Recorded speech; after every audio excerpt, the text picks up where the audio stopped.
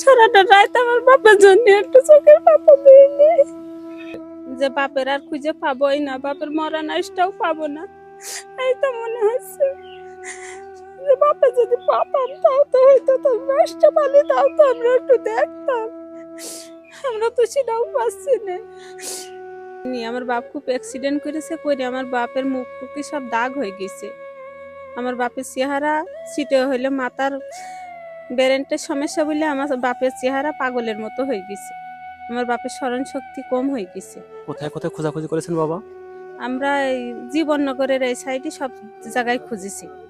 রাত্রে তো কি সেহরি তো খাওয়া হয়নি বাবা, রাত্রে সেহরি তো খাননি মনে হয়। আমি খাইনি, আমি কালকে ইফতারও করিনি, সেহরিও খাইনি, কিছুই করিনি। আমি আমার বাপের খুঁজে খুঁজে বেড়াচ্ছি, আর আমার চাচারা সবাই খুঁজছে। আমার ছোট ভাইটা বরিশাল থেকে আসছে, খুঁজতে খুঁজতে আসছে সে। আপনার বাবার বয়স কত? আমার বাপের বয়স 65।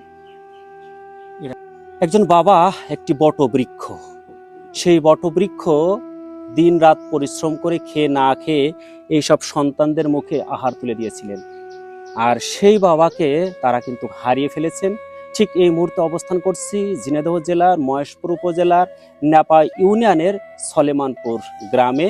আর এই গ্রামের আব্দুর রহমান চাচা আজ 2 দিন যাবৎ তিনি নিখোঁজ হয়েছেন। যারা মূলত এই ভিডিও দেখবেন অবশ্যই আপনাদের একটু অনুরোধ থাকবে, একটু শেয়ার করবেন, লাইক কমেন্ট শেয়ার করবেন, কারণ শেয়ার করতে কোনো টাকা পয়সা লাগে না।